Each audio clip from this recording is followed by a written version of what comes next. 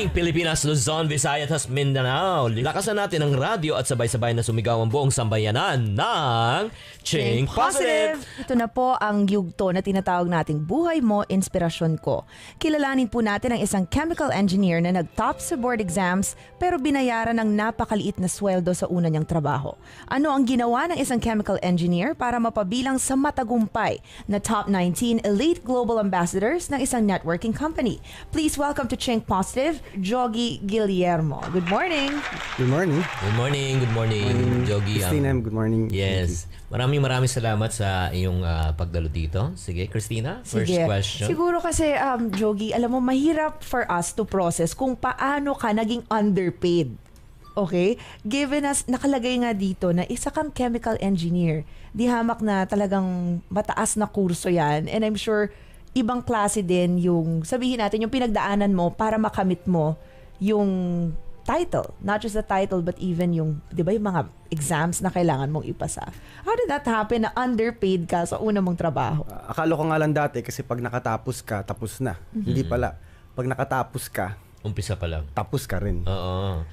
Yung father ko, kailangan siyang pumunta ng Saudi para mas lumaki yung sahod, para mas masuportahan kami. Ilang taong ka no pala? I was grade 2 nung umalis siya. Wow. He worked there for 16 years. Wow. And once a year siya umuwi, 1 month per year. So lumalabas 16 months ko lang siyang nakasama talaga. So tumanda ako sa picture. So technically, you are an OFW child. Yes. Anong nararamdaman ng isang 8-year-old na may alam mo ba na matagal siyang mawawala? Hindi eh. Kaya nga gusto ko malaman Ano yung konsepto yung proseso. Oo. Basta aalis daw yung father ko and then para daw mas maraming laruan and pagbalik niya sigurado daw mas maganda yung buhay namin. Kaso nga lang, syempre pag bata ka, lagi mong tinatanong na, kailan uwi si Papa? Kailan uwi si Papa? Wow. So malapit na, gano'n lang. Tapos hanggang sa, yun nga, dumaan ng 1 taon, 2 taon, hanggang sa naging nakasanayan na rin. Kaso, syempre pag nakikita mo yung mga friends mo na pag may event, kompleto sila. Yun yung medyo naging kulang. Oo. Kaya sabi ko, gagawin ko ang lahat talaga para maging buo yung family namin. So, how was that like nung pagbalik niya? And syempre masaya na, kompleto na kami. Oo. Yun pala, syempre, kailangan pa rin mag-work. Hindi naman porkit wala na siya doon. Sabihin, mag-stop na rin siya mag-work. Kaso ang problema is, in a way, may edad na siya. Hindi na siya makahanap ng trabaho sa Philippines. Iba na yung orientation dito. Oo. So, ibig sabihin, 16 na taon na nagtrabaho, pagbalik dito, ubos din. Yeah, yung naipon nila for 16 years, naubos in just 6 months. Wow! That's crazy. Oo. So ako yung naging breadwinner sa amin. Kaso nga lang, ang dilema ko is, sa sahod ko, malabo. Pinakamatinding pagsubok na dinaanan mo nung syempre, di ba, question mark yan liit ng sweldo ko, tapos nothing is really working. You've been trying your best, di ba? Pero wala pa rin nangyari. Ano yung pinakamatinding pagsubok na dinaanan mo talaga? So yung lowest point ko is nung one time na nagkasakit yung mama ko. Nagkaroon siya ng problem sa heart. Yung wala kang magawa. So kailangan lang humingi ng tulong sa kamag-anak sa US. Alam mo, Christina, this is a really typical OFW, no? Yung talagang hindi lang nangyayari sa pamilya Jog at marami tayong mga manonood ngayon at nakikinig ngayon. I'm sure. Nakaka-relate kayo. Oo. At yung mga tao ngayon nandun, maari ito'y kapulutan nila talaga ng aral. Totoo yan. Okay, so now, Jogi, ano na yung naging diskarte mo? Given that failed na nga lahat, di ba? Yung 2 attempts to actually generate income, hindi, sabihin na natin, it fell through. Anong diskarte mo na?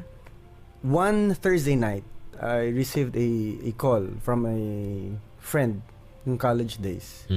Hanggang sa mayroon siya daw na-meet na engineer din, about my age, na was making big 6 figures per month. Pag ganyan kasi, I believe kaya yumaman na isang tao, bakit kumikita ng maganda? Kasi meron lang siyang alam na hindi ko lang alam. So, kailangan ko lang alamin ko ano yun. Kasi meron din silang ginagawa na hindi ko lang ginagawa. So, yun pala, networking. So, nung una, ayoko kasi sabi ko, hindi ko yan linya. Kasi dalawa klase ng tao may career-oriented and may result-oriented. Okay, ulitin natin. Career-oriented and result-oriented. Oriented. How would you differentiate the two? Yung career-oriented, eto yung after your schooling, syempre gamitin mo yung pinag-aralan mo. And to the point na it doesn't matter kung magkano income mo, importante masaya ka sa ginagawa mo. Okay, Yun oo. Galing ako doon. Parang madaming taong nanlilinya sa ganyang category. Hello. Okay. Nag-enjoy pero every paycheck, yung pera, dumadaan lang sa kamay. So ano naman yung result-oriented? Ito naman yung, it doesn't matter kung anong ginagawa mo, basta moral, legal, ethical. Importante yung take home mo for your family. Oh. So nung nakita ko yung resulta nitong tao na to, sabi ko gusto ko yan, kahit di ko niya yan, gagawin ko talaga yan. Hanggang sa pinag-aralan ko siya. Kasi kailangan yun eh. And I believe you have to master your craft. And kailangan mong matuto sa ibang tao. Kasi the fastest is to learn from other people's experience. Yun ang alam ko. Okay, so, And how would you make sense of yung discovery na kailangan mo pala talaga mag-transition? Diba? And to really set aside kung ano man yung pinag-aralan mo. At saka you have to remember, Chinky, mataas yung tinapos ni chemical Jogi, diba? engineer yan. Chemical engineer siya. kasi pinaka-problema ko dun yung unang-una yung pride ko eh. Kasi syempre, 'di ba, I'm a professional. Yes. 'Di ba? So, kumbaga ano sasabihin ng mga friends ko, bakit nandiyan ako sa ganitong klaseng linya. Pero sabi ko nga, you have to swallow your pride. Okay, Jogi, pwede maikwento ng mabilis, no? Yung ngayon, kung ano yung ginagawa mo. Oo. Now I'm involved with AIM Global. So nag-start ako May 2009. Sabi ko, that was my birthday month, yung May. Oh. So sabi ko, gagawin ko to para next year iba naman ang birthday ko. So invited a few of my friends and good news naman po, lahat din sila ayaw nila ulit. Ayaw nila ulit. Same na naman. Aborin. Ganun din. Yung first 66 ko, hindi naniwala. Binilang niya. Grabe. Oo. Ika 67 yung naniwala. From Davao naman yun. By the name of Mr. Jun Agaraw. Okay. So itong Jun Agaraw, dating embalsamador to. In a matter of embalsamador. Katakot. In a matter of 3 months, talagang lumaki yung network niya. Okay. Nagkaroon siya ng first car niya, yung Montero Sport. Wow. And then 6 figures per month na rin siya. Oo. And then ngayon na siya, 3 sasakyan, latest car niya is Hummer. Wow. You know, Hummer? Martilyo. Of course. Ayan. Ano yung tao mo? Yeah, direct ko to. Wow. Yan. And then nakapagpatay na rin siya ng bahay sa Davao, malaking bahay. Okay. So nakakatuwa kasi yung dati niyang background, Oo. ngayon iba na. So yun yung nakakatuwa kasi nakatulong ka na rin. Yung isa kong friend, yung kay 68 ko, pangalan is Michael Ditan. Nagkita kami, galing siya ng US. Pagbalik, na sama ko dito. In a year, nagsi 6 figures na rin siya per month. Okay. So kung itong mga nakausap mo, kahit na 66th or 67th and 68th sila, paano naman ikaw? 'Di ba? Kung nakatulong ka sa iba, paano naman na bago ang buhay mo? Because I think, Chinky, bago ka makatulong sa ibang tao, I think it's important na okay ka na rin sa mga pangangailangan mo. Everything should be covered before ka pa mag-abala, 'di ba, na tumulong sa iba. So ano yung mga naipundar mo? If we're talking about yung mga natulungan mo, nakapagpatayo ng bahay, may ganitong klaseng sasakyan, where does that leave you? Now I have 4 cars. Yes. Can I borrow one? Okay. Yung first ko is Pajero. Second ko is Tucson. Okay. Yung third ko is yung sports car na Nissan 350Z.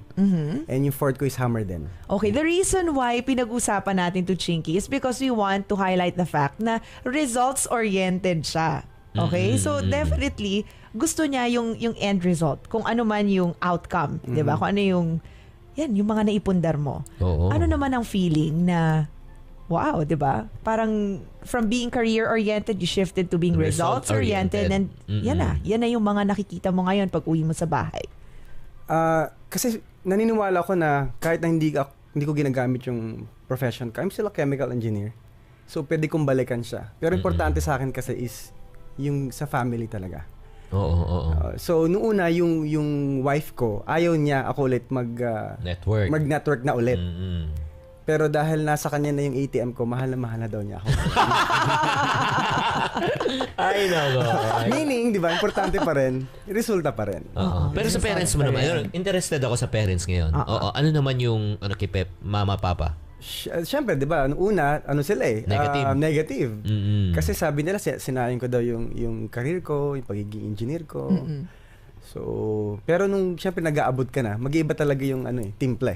Ano sabi? Anak, paano sumali dyan? Naks naman. Sabi sa akin, buti na alak, hindi ka nakinig sa akin nung nagsimula ka. Alam mo, pinapakita namin yung mga pictures talaga. Iba, alam mo, I'm sure yung feeling ba? Ano ba ang pictures na nakita natin sa screen for the benefit of our radio listeners? Yung mga pictures na nung paano siya nagsimula, tapos paano ngayon siya nag-abroad, na bago yung buhay niya, kasama yung mga pamilya niya, travel nag-abroad lang siya. ng travel, di ba? Parang anong nararamdaman mo ngayon, Jogi? Anong nararamdaman mo? Cloud9 talaga ako ngayon. Kasi hindi ko na-expect naman na ganito rin yung mangyayari sa akin. So, nung umpisa kasi, sabi ko, susubukan ko lang. And sabi nga, hindi mo malaman para sa ito hanggang di mo sinubukan eh. So, yung family ko nga, nadadala ko na sa lugar na hindi namin dati napupuntahan and nakakapagbakasyon na kami. So, I've been to US na rin, Europe. Kakauwi ko lang galing Kuwait. Wow. And then, basta overwhelming yung feeling ko. Okay. Ano mapapayo mo naman sa mga tao ngayon? Medyo siguro ganun din. Transition, di ba? Tapos sabihin natin, career-oriented masyado and disgruntled sa what's sa salary na tinatanggap nila every month. Pero they feel na meron talaga silang potential to make more. Sa mga nag-iisip ngayon na if sa career na kinuha nila hindi sila happy or yung result nila hindi nila gusto, well, you just have to be open-minded. Kasi if you close your doors sa ibang opportunity, hindi mo makikita yung para sa kung saan ka para talaga. So, kung na-encounter mo yung ganitong klaseng business, well, sa akin, you have to, tignan mo lang. No? Pag-aralan mo. Kasi wala namang mawawala eh. And ang pinakamahirap kasi is, what if may mangyari sa'yo at hindi mo tinry? Bigla ka magiging successful. Ano yung kukwento mo? Yeah. Sabi nga you have to be tested in life for you to have a testimonial. Wow. Love good. that. Nagbigay ng buhay, ng inspirasyon na huwag kayo talaga mawawalan ng pag-asa. Kahit na nag-transition kayo, marami kayong best bumaksak. Si Jogi, tumayo muli, ngayon ay naging matagumpay. Okay? Parati namin sinasabi sa programang ito, to every problem, there's always a solution. If you're not part of the solution, you're part of the Problem. Always Think positive.